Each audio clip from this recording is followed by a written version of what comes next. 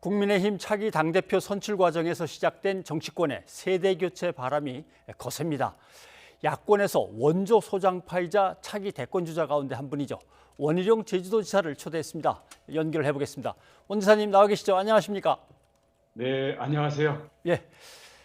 제주도 소식부터 여쭤보고 네, 싶습니다. 날이 좋아지면서 제주로 향하는 관광객이 많이 늘고 있는데 지금 코로나 상황과 방역은 지금 어떻게 판단하고 계십니까? 네, 5월 들어서 여행객이 112만 명이 다녀가셨어요. 예. 네, 코로나 이전 수준으로 돌아간 건데요.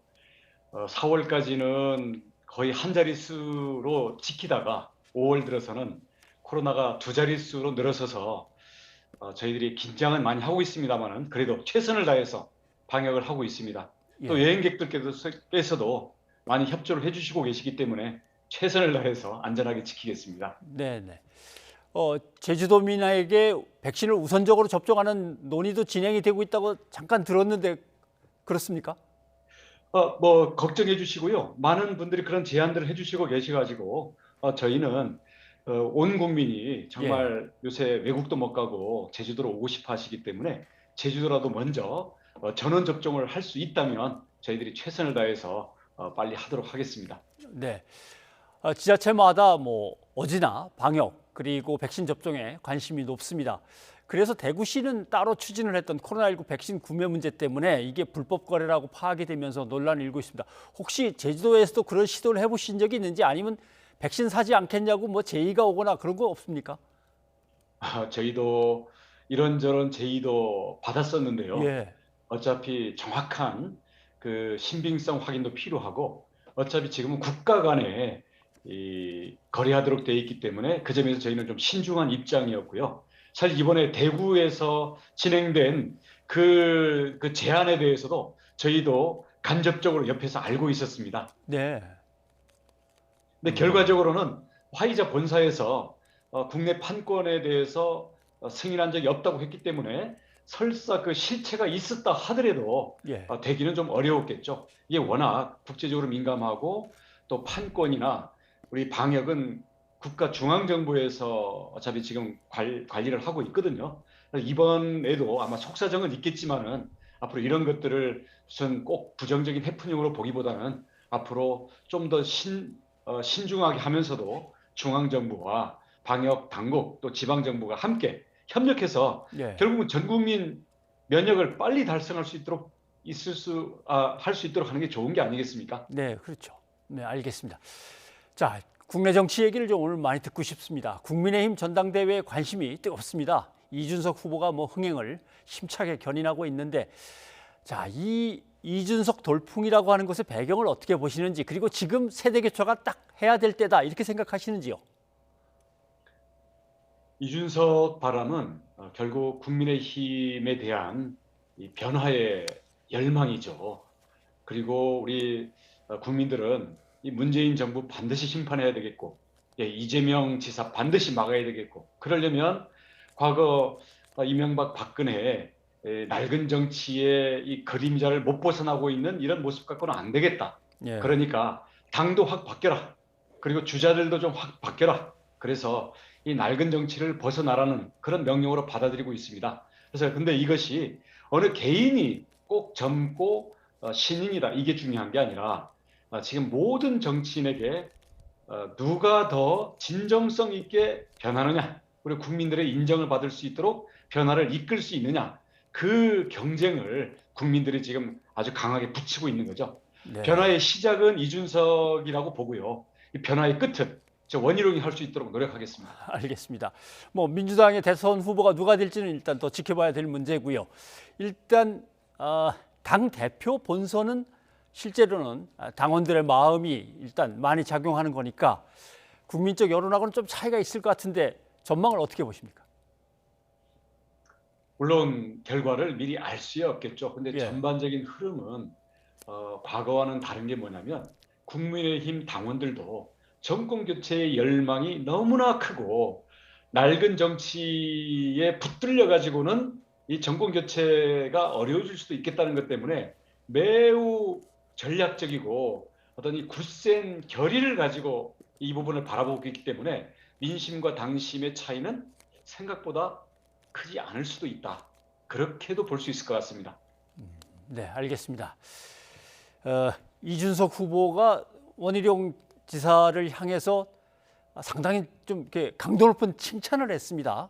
개혁 역량도 있으시고 관심도들 많으셨고 행정 경험도 풍부하시고 두 가지가 융합된 훌륭한 대선 주자다라고 했는데 이준석 후보를 향해서 국민의힘을 만약 당대표가 돼서 이끈다면 이런 게 필요할 거다라고 권언을 해주신다면 어떤 얘기를 해주시겠습니까?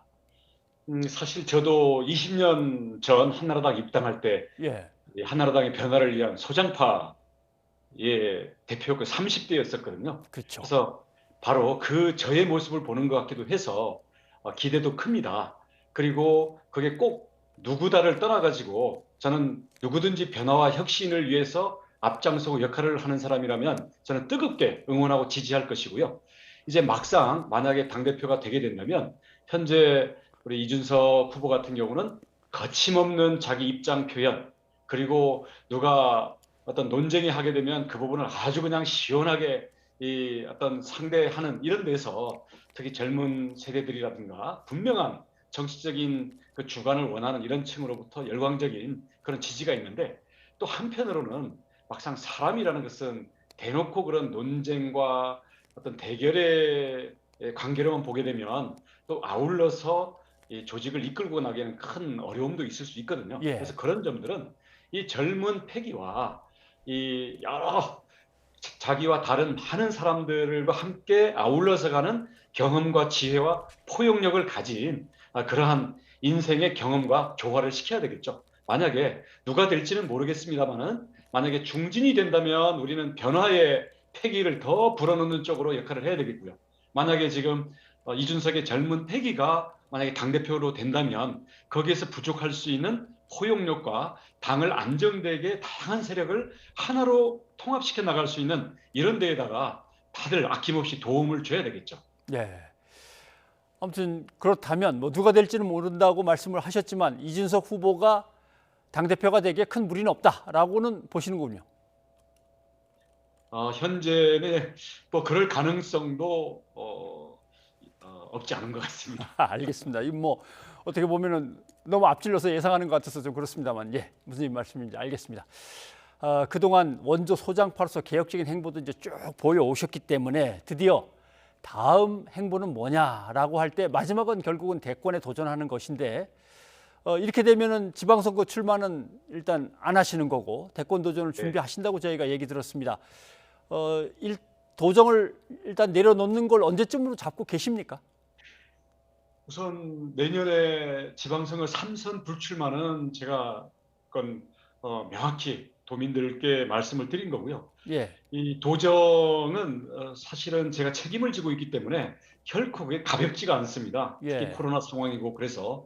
근데 만약에 이 경선이 이제는 굉장히 치열하고 어떻게 보면 상당히 빠른 속도로 진행이 될 것 같은데, 과연 도정과 경선에 대한 전력 투구를 함께 할 수 있는 건지, 그리고 그것이 오히려 이 어쩌면 이것도 취하고 저것도 취하고 하는 건 아닌지, 이런 점에서 무엇이 가장 책임성 있고 윤리적인 것인지에 대해서 좀 더 치열하게 고민을 해서 만약에 어떤 판단을 하고 도민들께 양해를 구해야 되는 상황이 온다면 그런 부분들을 겸허하고 분명하게 말씀드리도록 하겠습니다. 아직은 예.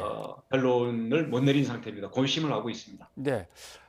좀 뭐 멀리서 지켜보는 거긴 합니다만은 아마 행정부지사께서도 명퇴를 하신다고 얘기를 들었습니다. 그래서 도정 공백을 이제 걱정하는 사람도 있고 또 어떤 분은 중앙 정치에서 너무 멀리 떨어져 계신 거 아닌가? 빨리 중앙 정치 쪽으로 나오셔서 시작을 하셔야 되는데 뭐 이렇게 생각하는 사람도 있습니다. 그런데 이번에 나온 여론조사 결과를 봐도 대선 후보 지지에서 세력이 약한 군소, 기타 군소 후보 쪽에 들어가 계신단 말이죠. 어떤 것들을 준비하고 계십니까? 이제 빨리 가서 다시 지지율도 올리고 해야 할 텐데 한다면. 우선 그 국민들에게 원희룡이라는 사람이 있었나, 그리고 어떤 사람인가, 예, 그리고 이게 국가 운영의 리더십으로서는 과연 어떠한 비전과 그 에너지를 갖고 있는지, 이 부분에 대해서 아직 국민들이 제대로 그 경험하지를 못했고 또 제가 그동안 제주도에 있으면서 이 부분들을 국민들에게 명확히 이걸 새기지 못한 면이 있는 거거든요. 이제 앞으로 본격적인 무대가 열리고 큰 운동장이 열리기 때문에 거기에서 그동안 제가 살아온 인생 그리고 저의 어떤 정치에서의 어떤 개혁적인 그동안의 행복 그리고 국가를 위해서 그리고 미래를 위해서 제가 안고 있는 진짜 충정에서 나오는 에너지와 비전들 이런 점들을 자 아낌없이 국민들과 함께 에, 나누고 교감을 하고요. 거기에 따라서 국민들의 심판을 당당하게 받도록 하겠습니다. 네, 알겠습니다.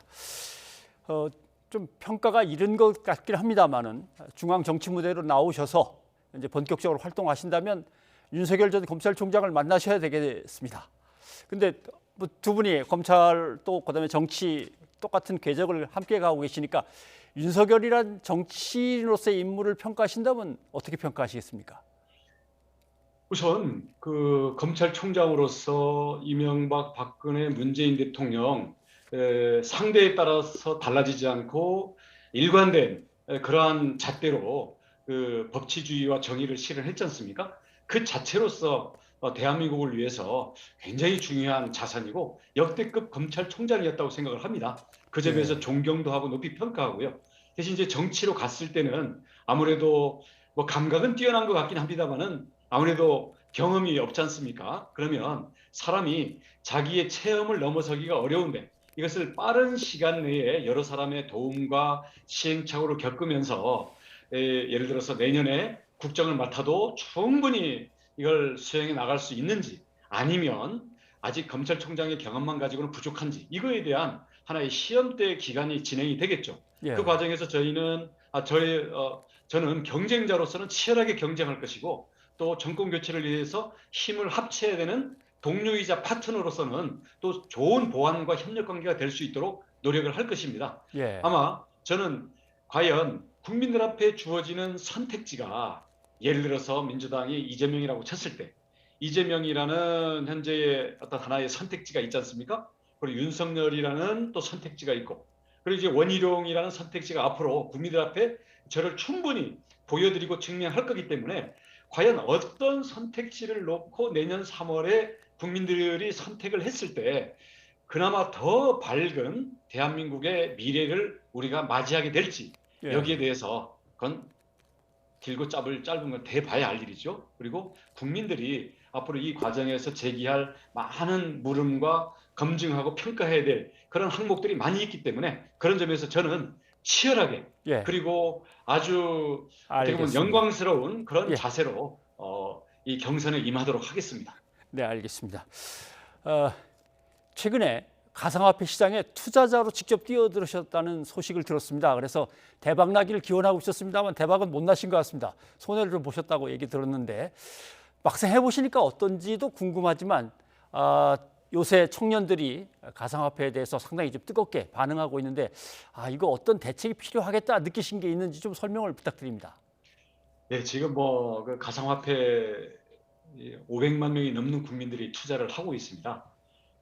사실은 집값도 너무 오르고 월급 받아가지고는 도저히 이번 생에 내 자산 형성을 할 수 없겠다라는 이 절박감. 그렇기 때문에 일확천금이라도 아무튼 한번 노려봐야 되겠다. 그리고 여기에 뭐 일을 잃어버리더라도 뭐건 어쩔 수가 없고 대신 벌면은 몇 배로 벌 수 있는 변동성이 있기 때문에 주식도 마다하고 지금 가상자산에 뛰어 있는 이런 데서 너무나 절박하고 어떻게 보면 마음이 아프고 좀 짠합니다. 예, 제가 뛰어든 것은 뭐 돈을 벌겠다라든지 아니면 나의 뭐 투자 기법을 보여주기 위한 것이 아니라 함께 투자를 하면서 여기에 문제점도 느끼고 우리 여기에 투자하는 국민들과 함께 정말 그 아픔과 그 희노애락을 느끼자는 그런 건데요. 일단 첫날 투자하자마자 20% 물론 폭락하는 날 내려갔고 예, 그동안 오르락 내리락 하다 오늘은 한 5% 더, 5%더 내려갔어요. 이제 계속 이제 폭락하는 상황 속에서 이 가상자산에 투자한 사람들의 절망과 불안감을 똑같이 느끼고 있고요. 네, 우선 개선해야 되는 점들은 네, 현재 우선 그 가짜 코인들이 너무 많습니다. 예, 그리고 거래소 자체도 최소한의 어떤 이 그 경영 정보라든가 어떤 이 보증금에 대한 안전장치도 없는 경우들도 많고요. 이런 점에 대해서 이걸 제도권 밖으로 아예 그냥 내치고 방치를 하다 보니까 가짜와 진짜도 가려주지 못하는 이런 것은 국가가 너무 무책임하다. 저는 알겠습니다. 가상자산으로 인한 손실까지 국가가 떠안아라라든지 네. 아니면 여기에 대해서 이것을 뭐 다 보호하라는 게 아니라요. 예를 들어서 우리 국민들이 자기가 국가로부터 허락을 받지 않고 여행 금지된 지역에 가 있다 하더라도 거기서 위험에 처하거나 인질로 잡히면은 국가가 가서 구해야 되고 보호해야 되지 않습니까? 그런 네. 의미에서 정말 절망 속에서 신랄 같은 일확천금이라도 잡아보려고 여기 가 있는 국민들이 여기서 더 큰 좌절을 겪으면 그게 다 우리 국민들의 어떻게 보면 좌절이고 아픔 아니겠습니까? 그런 네. 점에서는 그 금융 당국이 뭐 옛날 그냥 이 옛날 그 산업화 시대의 그냥 금융이나 투자 이것만 생각하면서 누가 투자하라 그랬냐 해서 그냥 혼나봐야 된다 이런 식으로 하지 말고 네. 정말 우리 제도권 아이들이 안으로 가능한 한. 투자해야겠다 이런 마음으로 예. 함께 해야 된다고 봅니다. 네, 알겠습니다. 오늘 여기까지 듣도록 하겠습니다. 원희룡 지사님 고맙습니다. 감사합니다.